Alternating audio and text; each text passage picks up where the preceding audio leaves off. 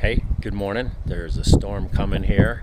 It's windy and chilly, and I wanted to talk to you about something that is a storm in our culture that's really a mess that we just need to kill and get rid of. I was watching an interview this morning. A lady is interviewing a Christian worship singer, and in the comments below, there was a Christian, somebody who says they were a Christian, complaining about the interviewer, saying that she was ungodly because she had a nose ring. And then she started railing against tattoos and other stuff. And I'm thinking, boy, we don't make the main thing anymore, do we? We really focus on little nitpicky things, and we will do whatever it takes to build a fence between ourselves and somebody else. We are so easily offended. We take offenses and we build a fence between us and others so that we don't have to be like them, so that we can put them on the other side of the fence and say they're not like us. Let's keep them separate from us, and I don't want anything to do with them because they disagree with me. It's been an interesting winter here where it's just rained a ton, way more than I've ever seen in my life. And one day, with all the wind and the rain, I noticed that my fence was about to fall down because of all the water washing away my fences, getting destroyed. So I had to come out here in the rain and prop them up just because I wanted to hold onto my fence that keeps me separate from the other side. Well, here on earth, I'm doing it to keep the little dog, to have a border, a safe border for him.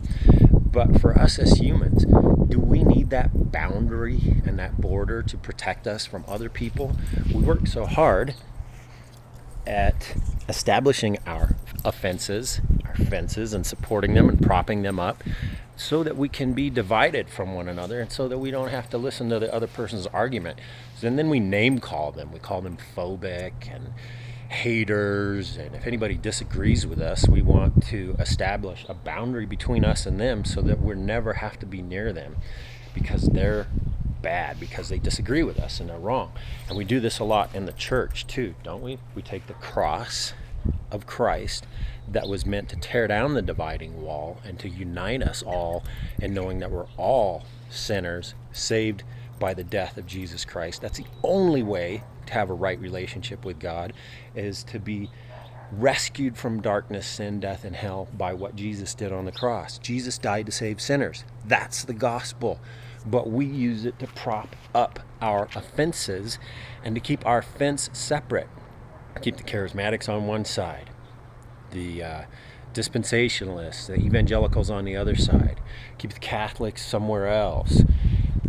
We keep the Republicans on one side, the Democrats on one side. We keep people of different nations on one side and other. We just do whatever it takes to keep our fences and our boundaries up so that we don't have to deal with one another and we don't have to love one another. Why should I love somebody who I disagree with? That's what our culture is doing. That's pretty stormy garbage, and it's unnecessarily. When God is bringing a storm and bringing rain to wash out the muck that holds up our fences, so our fences will fall down, so that we'll realize we're in this together as people. We're all people. So if I believe different than somebody else, I don't hate them. I don't. If I disagree, that doesn't mean there has to be a division. I don't have to hold on to a spirit of offense. I don't have to build a fence between me and you to keep you on the other side. You can be totally disagreeing with me on everything, and I will still love you because I understand the freedom of what happened at the cross, of what Jesus did. He took all our stains and all our mess and washed them white as snow. He restored us and redeemed us into a relationship with him so that we can be reconciled to God, and we can understand that God loves us and God likes us. So if you disagree with me and you want to have a fence between you and me, I'm not going to help prop that fence up. I'm going to still love you even if you disagree with me. I don't care if you hate me, you call me names.